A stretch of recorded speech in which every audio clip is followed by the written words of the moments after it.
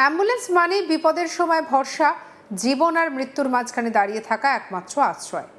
অথচ সেই জীবনদায়ী পরিষেবাই যদি বছরের পর বছর জঙ্গলের মধ্যে পরিত্যক্ত অবস্থায় পড়ে থাকে, সরকারি টাকায় কেনা সম্পদ যদি মানুষের কোনো কাজে না লাগে, তাহলে প্রশ্ন উঠবেই কার জন্য খরচা হলো মানুষের ট্যাক্সের টাকা। আর সেই প্রশ্নের সঙ্গেই উঠেছে রাজনৈতিক চর্চা। একটা সময় ছিল যখন এই অ্যাম্বুলেন্সে পোজ দিয়ে সেলফি তোলার জন্য নেতাদের হিড়িক পড়ে গিয়েছিল, আর আজ পালাবদল হতেই সেই সমস্ত নেতাদের টিকিটিও পাওয়া যাচ্ছে না। একদিকে গ্রামবাসীদের ক্ষোভ, অন্যদিকে শাসক বিরোধী পাল্টা চাপানোতর। একটি অ্যাম্বুলেন্সকে ঘিরে এখন তৈরি হয়েছে বিতর্ক। ঘটনাটি হুগলির পান্ডুয়ার শিখিরা চাপতা গ্রাম পঞ্চায়েত এলাকার। অভিযোগ, তৎকালীন সাংসদ ডক্টর রত্না দে নাগের এমপি ফান্ডের টাকায় কেনা অ্যাম্বুলেন্সটি দীর্ঘ কয়েক বছর ধরে অচল অবস্থায় পরিত্যক্ত জঙ্গলে পড়ে রয়েছে। একসময় এই অ্যাম্বুলেন্সে ভরসা করেই এলাকার মানুষ চিকিৎসার জন্য হাসপাতালে পৌঁছতেন, কিন্তু এখন সেই পরিষেবা কার্যত বন্ধ। ফলে অসুস্থ রোগীকে হাসপাতালে নিয়ে যেতে বাধ্য হয়ে বাইরে থেকে বেশি টাকায় অ্যাম্বুলেন্স ভাড়া করতে হচ্ছে। গ্রামবাসীদের দাবি, কয়েক বছর এই অ্যাম্বুলেন্সটি নিয়মিত পরিষেবা দিয়েছে, বহু মানুষ তার সুবিধাও পেয়েছেন, কিন্তু রক্ষণাবেক্ষণের অভাবে ধীরে ধীরে সেটি অকেজো হয়ে পড়ে। অভিযোগ, এরপর আর কেউ সেই গাড়ির খোঁজ নেয়নি। বর্তমানে হরিদাসপুর এলাকার একটি পরিত্যক্ত জঙ্গলে পড়ে থেকে নষ্ট হচ্ছে সরকারি সম্পত্তি। দীর্ঘদিন শাসকের ভয়ে কেউ মুখ খুলতে পারেননি বলেও দাবি গ্রামবাসীদের একাংশের। অসিত কুমার মাঝি, মানবী ঘোষ এবং সুদীপ ঘোষ সহ একাধিক গ্রামবাসী এদিন শিখিরা চাপতা গ্রাম পঞ্চায়েতে গিয়ে প্রধানের কাছে লিখিতভাবে বিষয়টি তুলে ধরেন। তাদের বক্তব্য, অ্যাম্বুলেন্সটি আবার সচল করা গেলে পঞ্চায়েত এলাকার একাধিক গ্রামের মানুষ উপকৃত হবেন। বিপদের সময় দ্রুত চিকিৎসা পরিষেবা পাওয়া সম্ভব হবে, তাই দ্রুত প্রশাসনের হস্তক্ষেপের দাবি তুলেছেন তারা। স্থানীয় বাসিন্দা অমিত কুমার মাঝি কি বলছেন শুনব। আমরা এই শিখিরা চাপতা গ্রাম পঞ্চায়েতের বাসিন্দা। আমরা বিগত সরকার, তৃণমূল সরকার যে চালাচ্ছিল রাজ্যটা, তারা মানে গরু থেকে কয়লা থেকে সবই চুরি করেছে। এখন নতুন করে আমরা দেখতে পাচ্ছি যে অ্যাম্বুলেন্স, যে স্বাস্থ্যের জন্য একটা গুরুত্বপূর্ণ জিনিস, সেটাকেও চুরি করে দিয়েছে। মানে আজকে 4 বছর আমাদের শিখিরা চাপতা অঞ্চলে গরিব মানুষের জন্য যাতে স্বাস্থ্য ক্ষেত্রে পরিষেবা পায়, সেটা তার জন্য দেওয়া হয়েছিল সরকার থেকে। তো সেইটা 4 বছর চলার পর কোথায় গায়েব হয়ে গেছে, মিসিং, আমরা আজও খবর জানি না। সেই হিসেবে আমরা প্রধান ম্যাডামের কাছে এসেছি আর্জি নিয়ে, যে যাতে এটা তাড়াতাড়ি সুব্যবস্থা করা হয় এবং জনসাধারণ সুবিধা পায়। কারণ এখন মানুষের খুবই শরীর খারাপ, যেরকম হার্ট অ্যাটাক, স্ট্রোক, এগুলো খুব হয়েছে, তড়িঘড়ি হসপিটাল নিয়ে যেতে হবে, তার জন্য গাড়ি পাওয়া যায় না। তাহলে অ্যাম্বুলেন্সটা দেওয়া হয়েছে এই পরিষেবার জন্য। তাহলে আমরা এই ম্যাডামের কাছে আজকে এসেছি, প্রধান ম্যাডামের কাছে, এবং উনি একটা লিখিত দিয়েছেন, ভিডিও জমা দেবেন। এবং আমরা চাইছি যে খুব শিগগিরই এই শিখিরা চাপতা অঞ্চলের বাসিন্দারা এই অ্যাম্বুলেন্স পরিষেবাটা পাক, এটাই আমরা চাই। অন্যদিকে স্থানীয় বাসিন্দা সুদীপ ঘোষ কি বলছেন শুনব। পঞ্চায়েতে আমরা এসেছি, একটা অ্যাম্বুলেন্স ছিল পঞ্চায়েতে, তো সেই পঞ্চায়েতের অ্যাম্বুলেন্সটা ঠিকঠাক চলছে না, কোনো পরিষেবা পাচ্ছে না। সেই জন্য আমরা অভিযোগ জানিয়েছি যে অ্যাম্বুলেন্সটা যাতে ঠিকঠাক চলে, সাধারণ মানুষ যাতে পরিষেবা পায়। প্রধান কি জানালো?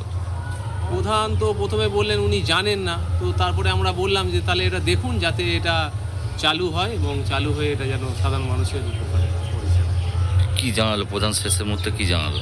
প্রধান বলল আমি জানাচ্ছি, উনি সম্ভবত এটাকে নিয়ে আবার কোথাও কমপ্লেন করেছেন, থানাতে মনে হয় এটাকে নিয়ে এফআইআর করেছেন। কোথায় কি অবস্থা আছে উনি দেখবেন, ঠিক আছে? কি নাম? আমরা হ্যাঁ বলুন। আমরা চাইছি যে যাতে অ্যাম্বুলেন্সটা ঠিকঠাক অবস্থায় চলে, সাধারণ মানুষের যাতে পরিষেবাটা চালু হয়, সেই উদ্দেশ্যে আমাদের আস। এই অ্যাম্বুলেন্সটাকে পঞ্চায়েতেই ছিল? এটা আমাদের এমপি মহাশয়া ডক্টর রত্না দে নাগ দিয়েছিলেন, এটা সরকারি সম্পত্তি। তো আগে চলতো, আমরা দেখেছি, তারপর হঠাৎ করে এটা গায়েব হয়ে গেল। তো সেই কারণের জন্য আমরা গ্রামবাসী মানে বৃন্দ থেকে এসে আমরা বললাম যাতে অ্যাম্বুলেন্সটা এটা। যদিও বর্তমানে পঞ্চায়েত সদস্য পঞ্চায়েত প্রধান পিয়ালি ব্যানার্জির দাবি, তিনি যখন দায়িত্ব গ্রহণ করেন তখন এই অ্যাম্বুলেন্স সম্পর্কে তাকে কোনো তথ্য দেওয়া হয়নি। তবে গ্রামবাসীদের অভিযোগ পাওয়ার পর তিনি প্রশাসনের উচ্চপদস্থ কর্তৃপক্ষকে লিখিতভাবে বিষয়টি জানাবেন বলে আশ্বাস দিয়েছেন। পাশাপাশি যদি কেউ ব্যক্তিগত স্বার্থে এই সরকারি সম্পত্তি ব্যবহার করে থাকে তাহলে আইনানুগ ব্যবস্থা নেওয়ার কথাও আশ্বাস দিয়েছেন তিনি। কি বলছেন পিয়ালি ব্যানার্জি, শুনব। আমি অ্যাম্বুলেন্সের ব্যাপারে কিছু জানতাম না, ওনারা এসছেন, তো এরকম পঞ্চায়েতে একটা অ্যাম্বুলেন্স পড়ে আছে। জানার পরে আমি প্রশাসনকে করেছি,